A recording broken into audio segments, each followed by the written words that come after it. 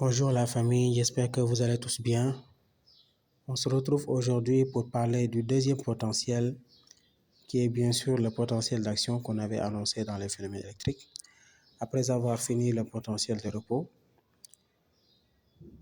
on a maintenant le potentiel d'action. Voilà, léegi lan mooy potentiel d'action. Potentiel d'action mooy on a l'état de repos et cet état de repos est perturbé par une stimulation efficace. On va porter une stimulation efficace sur l'axone de Kalmar pour obtenir un potentiel d'action qui sera enregistré par notre oscilloscope. Donc, définition d'abord, le potentiel d'action, c'est la perturbation du potentiel de repos suite à une stimulation efficace. Maintenant, si on veut mettre en évidence, il faut que nous ayons le même dispositif que le potentiel de repos. Le dispositif qui potentiel de repos, mais action géant de Kalmar plongé dans un cuve annexe qui n'est pas représenté ici, bien sûr, contenant de liquide physiologique, l'oscilloscope avec les deux électrodes réceptrices. Mais ici, les changer, on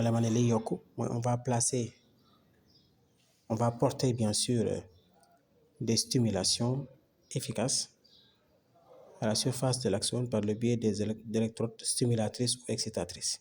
Ici, les électrodes stimulatrices sont représentées par ici S1 et S2. S1 et S2, moi, les électrodes stimulatrices. On a donc trois expériences. La première expérience, ce qu'on a fait, c'est quoi? Au niveau de la première expérience, on a bien sûr porté une stimulation efficace à la surface de l'axone. Ici, l'électrode réceptrice R1 et R2 sont placées à la surface. Et on a obtenu le tracé qui est juste à côté, qui est ce tracé-là. Bien sûr, ce tracé-là qui est obtenu, c'est ce qu'on appelle un potentiel d'action diphasique, c'est-à-dire un potentiel d'action avec deux phases.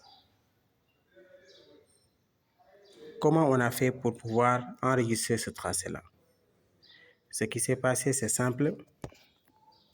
Donc, pour obtenir ce tracé-là qui est un potentiel d'action diphasique, c'est que suite à la stimulation portée, l'écran de l'oscilloscope a envoyé un signal. Ce premier signal-là, c'est la première étape, c'est l'étape 1. On est au niveau du premier tracé qui est là, le tracé du potentiel d'action diphasique.